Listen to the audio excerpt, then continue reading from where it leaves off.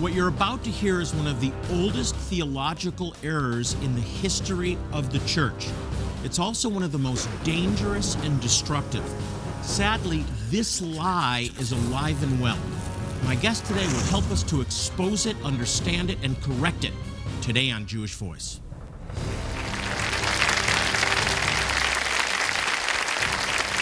Shalom and welcome to Jewish Voice, a program to help you to understand the Jewish roots of your Christian faith, Bible prophecy, and world events surrounding Israel.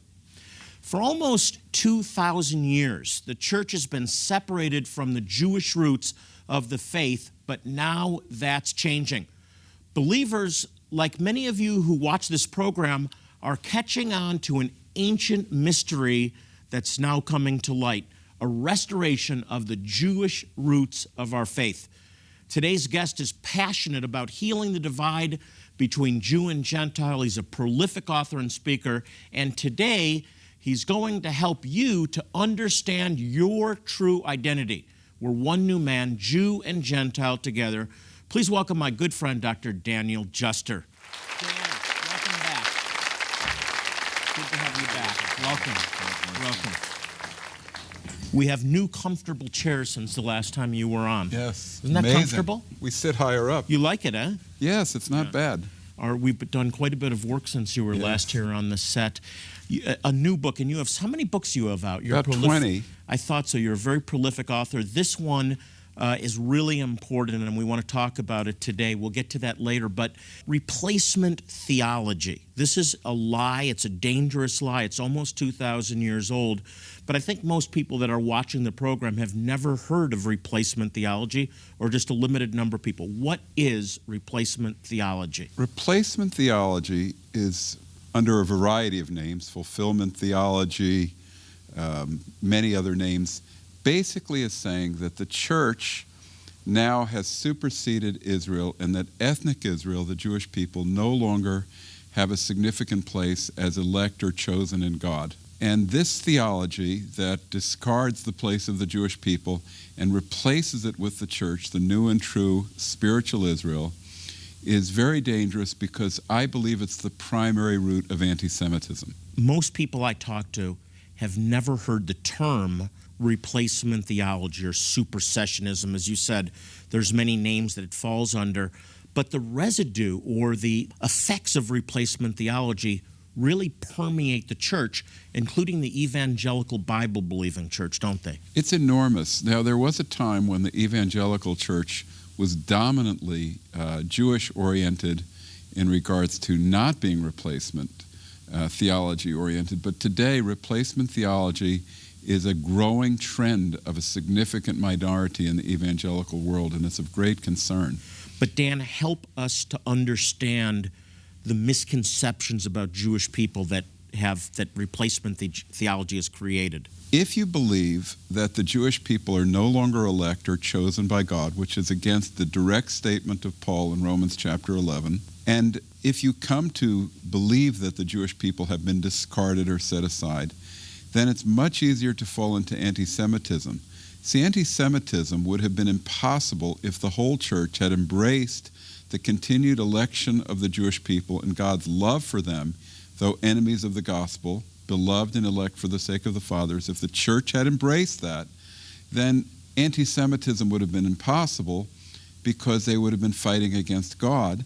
You're saying that if the church had embraced the Jewish people and this theology had not come into the church, that the Crusades would have been prevented, the Holocaust would have been prevented? Yes, the history of anti-Semitism would have been impossible because the church would have been an Israel-oriented church. And the church wasn't an Israel-oriented church. So the church's idea that God had rejected Israel prepared the way for anti-Semitism. That's huge. That's huge. You're saying that history would have actually turned out different. Tremendously so. And so replacement theology is very dangerous in several regards. For one thing, the people who have that theology do not read the Bible straightforwardly. They reinterpret those texts. They take those texts away from their contextual meaning and say they mean something else. The people who are given to that theology give themselves to pride and arrogance against the Jewish people, which Paul warned against in Romans 11. In arrogance and pride, we lose something of the power and presence of God. Dan, very quickly, you're an expert in this. Just very simply, how did this happen? Well, early on, after the wars against Rome, and there were two great wars against Rome, the early church fathers came to believe that there couldn't have been such a devastating destruction of the Jewish people.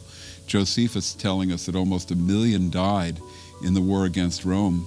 There couldn't have been that level of destruction unless God had totally rejected these people. So the idea of the total rejection of the Jewish people came into the church fathers in the 2nd century, Jonathan. We've got to take a break. Later in the program, by the way, we have an important update on what may be the discovery of one of the lost tribes of Israel. I'm serious about this, but just ahead, what the Apostle Paul revealed about the future of Israel. Stay with us.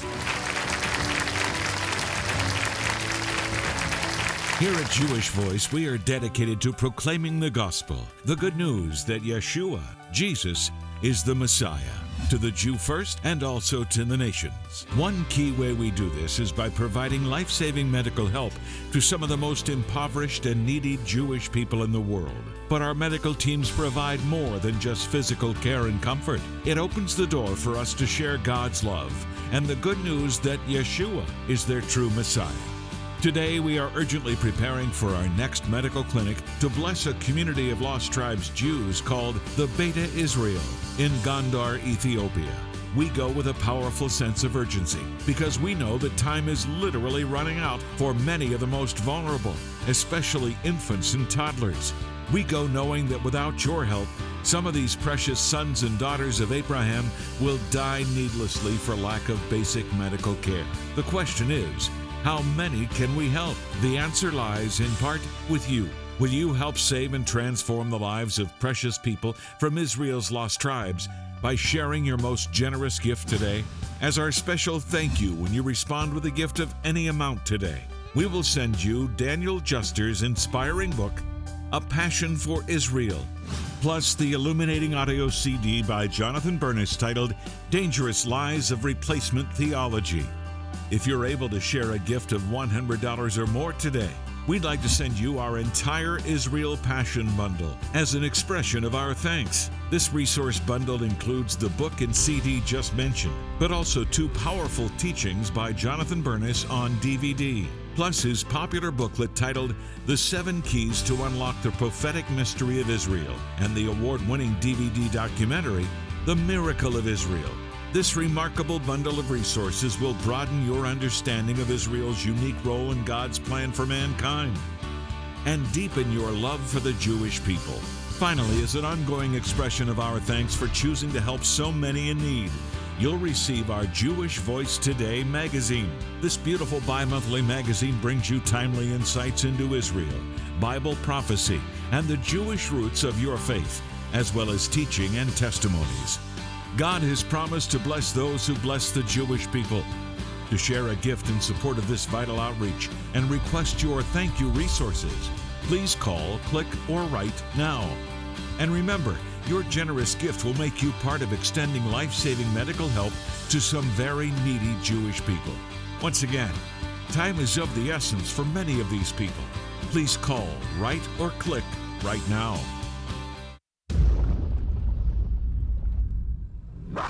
What you're about to hear is one of the oldest theological errors in the history of the church. It's also one of the most dangerous and destructive. Sadly, this lie is alive and well. My guest today will help us to expose it, understand it, and correct it today on Jewish Voice.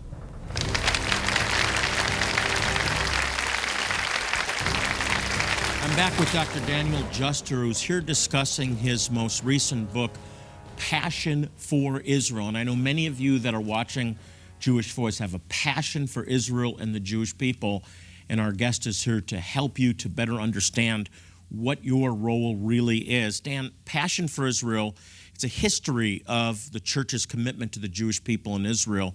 And we were talking before, you were telling us about the divide, and that if this divide hadn't happened and the church had continued to embrace her Jewish roots, we wouldn't have seen this terrible 2,000-year history. the Crusades, the Spanish Inquisition, the Holocaust wouldn't have happened. That's an astounding statement. It's really an extraordinary statement, but many historians believe that this was the case, that replacement theology paved the way for anti-Semitism. It's not in itself anti-Semitism, but it removes a barrier to anti-Semitism, and had that barrier been there, I think these events of history would not have been possible. The good news is we can change all that, and there's a history of the church's commitment to the Jewish people. Talk about the book a little bit. Yes, the book is trying to refute a myth among replacement theology people.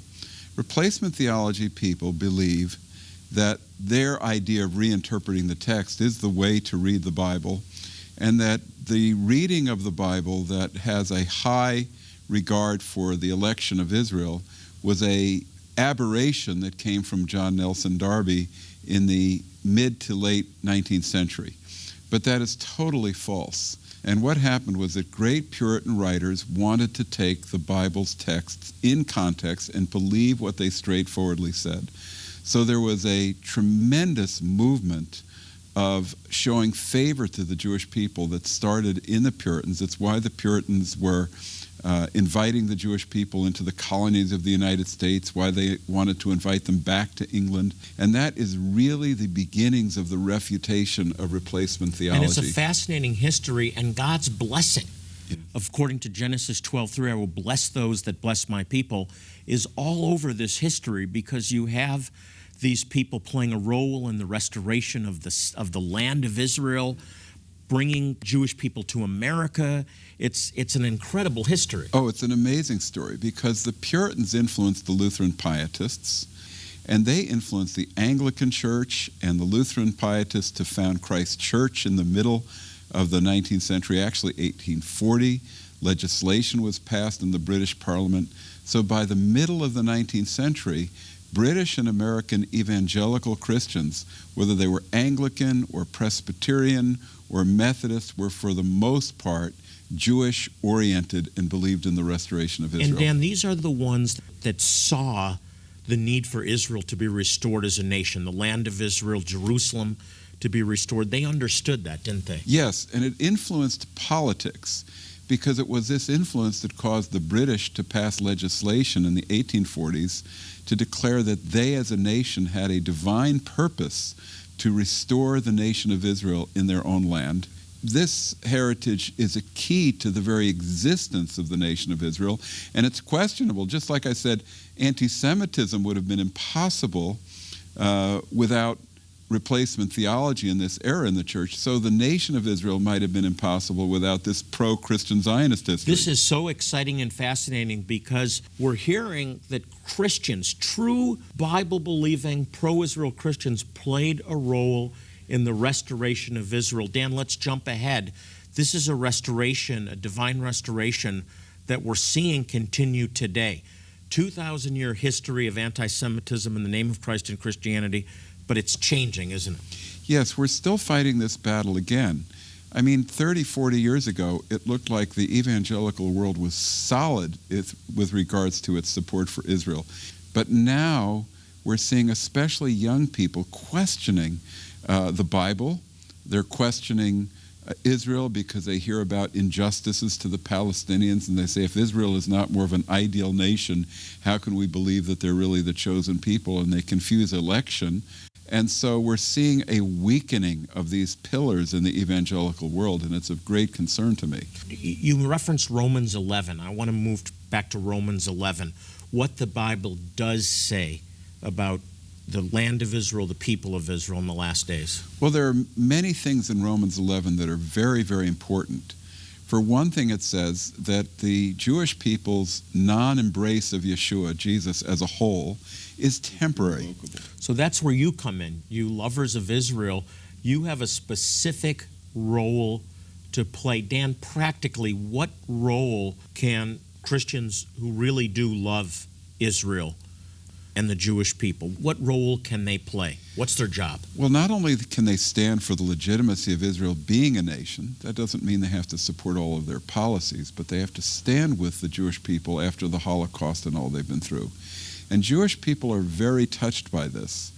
I was one time speaking to a Jewish person that I was sharing the gospel with in Israel a few years ago, and I was very careful to just present myself as a Messianic Jew. I didn't use Christian language. I didn't call myself a Christian. And right out of the blue, she said, well, we know that the evangelical Christians are standing with us. I was stunned. This is a secular Jew in Ashdod, Israel, and all of a sudden she knew about evangelical Christians. This is really important. Dan, thank you for writing this great book, Passion for Israel. Dr. Daniel Juster's most recent book, Passion for Israel, is an eye-opening account of the dangers presented by replacement theology, and it also is a fascinating history of a church that understood God's plan for Israel and the Jewish people and played a role in the return to the land and in blessing them. Genesis 12:3 is still in effect. I will bless those that bless my people Israel, and God has called you to stand in support of Israel. We'll be right back.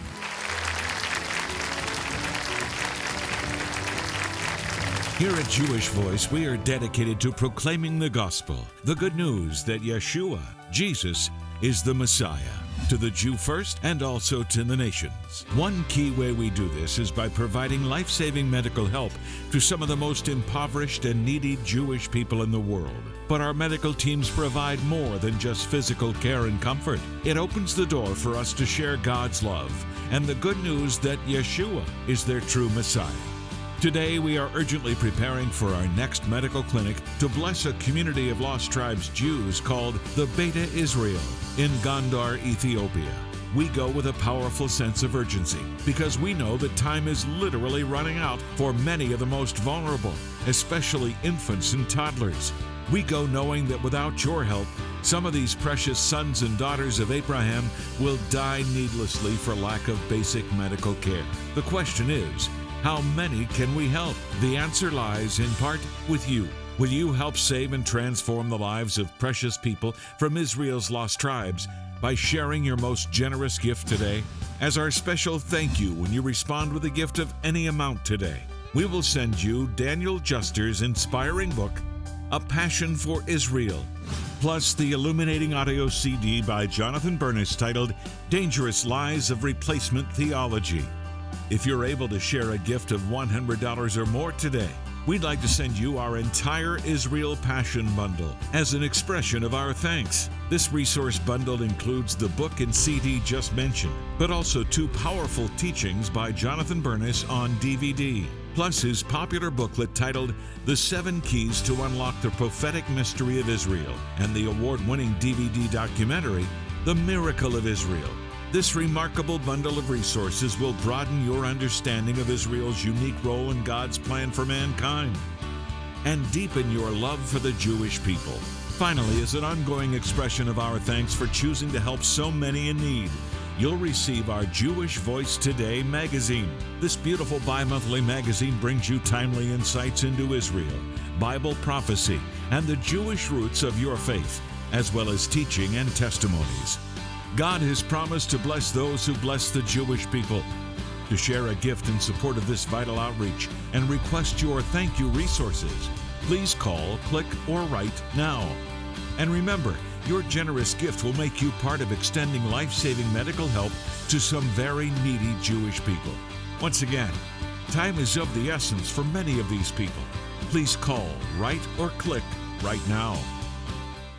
One of my favorite things to feature on this program are testimonies from Jewish believers, firsthand accounts of the joys, the sorrows, the victories, and tribulations experienced in their journey to discover Yeshua, Jesus, as their Messiah. And let me tell you, the testimony that you're about to hear today is a remarkable one. If you've ever been fed up with religion or felt like God was so very far away, or even wondered if God has a plan for your life, this testimony will resonate with you. Today's guest was born in Israel into a religious Jewish family, and then he went out into the world and became incredibly successful and accumulated all the possessions that one could ever want. But then one day, a friend asked to lead him in a short prayer and gave him the Brit Hadashah, that's the New Testament in Hebrew, and that's when his life changed forever. Please welcome my good friend, Jacob Damkani.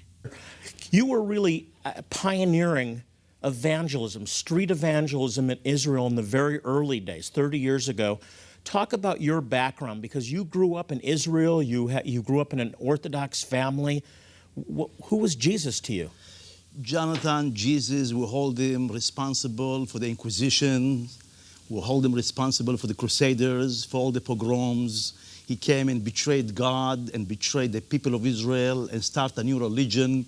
And this new religion, you know, what so-called Christianity have done to us, the Jews. That's how we view Jesus. So not very favorable. Not at all. Yeah. Not only not favorable, but enemy. Yeah. Enemy of our people. And so what happened? Tell us what happened. Religion I left when I was 16 years of age. Israel I left when I was 22 years old. Went to Europe, from Europe to the Bahamas. Landed in Miami Beach, 22 years old. From there to New Jersey, managing to open my own shop. On my desk, I have my Bible, and when I say my Bible, I'm just referring to the Old Covenant. A man named Jeff walks into my shop, and Christian, Gentile, acquainted with history, acquainted very well with the scriptures. It took him 6 months to rearrange my mind, my heart, in re-examining Yeshua in the Jewish context. And in a matter of six months, I have realized I better read the New Covenant. Good idea. Now, what did that feel like to you? Because I remember when I read the New Covenant, or I was challenged to read the New Covenant, it was like, for me, this is taboo. It was kind of scary going into enemy territory. Did you feel that way? Exactly. I had to gather my loins. A Gentile Christian who took upon himself to provoke me to jealousy, precisely the commission of all Christians, to provoke us to jealousy, his kindness, his love, his patience, his holy work, his assurance and confidence with the relationship with the living God, the God of Abraham, Isaac, and Jacob, in the way in which he really managed to unfold scriptures before me, from Isaiah 53 to Daniel 9 to Jeremiah 31 to Ezekiel 36 to Psalms 2. These are prophecies in our own Jewish scriptures that he's referring to, written hundreds of years before Jesus, Yeshua, was ever born. Did you ever see those before? Had you read those? No. I mean, he really shocked me with all of those, and then he brought me with my back up against the wall, and I made up my mind, I'm going to give my ear and my heart to the prophets, with all respect to the rabbis, with all respect to my parents and teachers in school. I'm here discovering something great. And when I start reading the New Covenant, it's all about love and compassion. It's all about the God of Abraham, Isaac, and Jacob, the Sabbath, the Feast of Israel. Forgive one another, serve one another, think others more important than yourself. Do whatsoever you do to the glory of God. It's either you drink or you eat, you live or you die. Whatsoever you do to the glory of God. What a shock, huh? And I'm getting my shock. What a shock in the New Testament. Yeah, and all I read is about my God, my people, the feast I grew up with. The Sabbath is the Sabbath. Pesach, Passover, Tabernacle, Sukkot, Shavuot, Pentecost. Nothing about the trees of Christmas. Nothing about the eggs of Easter. Yeah? Nothing about any of that. And when I realized that my identity as a Jew is not being jeopardized, I went on my knees and I just asked God, if this is the promised Passover lamb, if he is the one whom you have promised to come and cleanse me, take my heart of stone and give me a new heart and put thy spirit within me so you can put an end to a temple made out of stone, silver, and gold. I'll never forget those days. You show me, and I will be your slave to my last breath. And he answered your prayer. And he gave me my burning bush experience, and he gave me my road to Damascus experience, 1977, and nothing has been the same. Oh, man, since that day. Yeah. Jacob, your life story is a true testament to do his will, especially when you present the Jewish gospel to the Jewish people in a Jewish way. For more information on Jacob's book, Why Me, or his movie, The Other Side of the Cross, be sure to check out our website, jewishvoice.org. We'll be right back. The Spirit moving mightily, miracles, fulfilled prophecy, marveling as Jesus calls his people back to himself in preparation for his return. serving as his hands and feet in far-flung places around the globe. I was hungry, and you gave me something to eat. I was thirsty, and you gave me something to drink. I was a stranger, and you invited me in. I needed clothes, and you clothed me. I was sick, and you looked after me. I was in prison, and you came to visit me. The king will reply, I tell you the truth. Whatever you did for one of the least of these brothers of mine, you did for me. This is what outreach is about with Jewish Voice. You can be a part of it. Now is the time. Answer the call. To find out how, call 1-800-299-YESHUA or go to www.pleaseanswerthecall.org. Since 1967, Jewish Voice has been dedicated to proclaiming the good news that Yeshua, Jesus, is the Messiah and Savior. We do that to the Jew first and also to the nations. Now, one way that we do this is by helping some of the most impoverished and needy Jewish people in the world. We've been able to demonstrate God's love by providing these people with medical care, dental care, eyeglasses, eye surgeries, medications, all completely free of charge. And most importantly, we share the gospel. And it's through your faithful support that we're able to make a difference in their lives. As our way of saying thank you for your generous gift of support today, I'd like to send you Dr. Daniel Juster's most recent book. It's called Passion for Israel. Now, if you love Israel and you want to understand your role in being a blessing to the Jewish people, this book is a must-read. It's going to equip you with a biblical understanding of your role and the attacks that Israel faces. And there's so many attacks that Israel faces. You need to stand in the gap.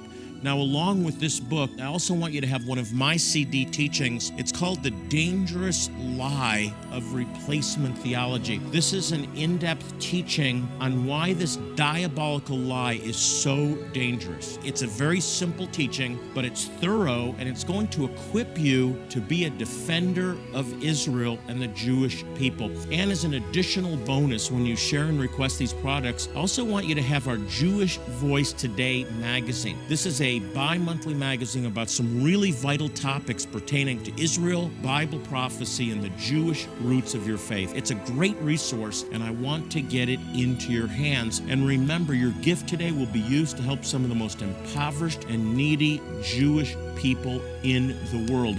You'll be a blessing to the Jewish people, according to Genesis chapter 12, verse 3. Hey, by the way, we're on Facebook. You can check us out by going to facebook.com/Jewish Voice, facebook.com/Jewish Voice, and then be sure to like our page, and you can stay up to date on everything that's happening here at Jewish Voice. Well, as I leave you today, I want to remind you, as I do in every program, remember daily to pray for the peace of Jerusalem. They shall prosper. Psalm 22 says, they shall prosper that love thee. Till next time, this is Jonathan Bernis saying shalom, and God bless you. Jewish Voice is made possible by the support of friends and partners like you.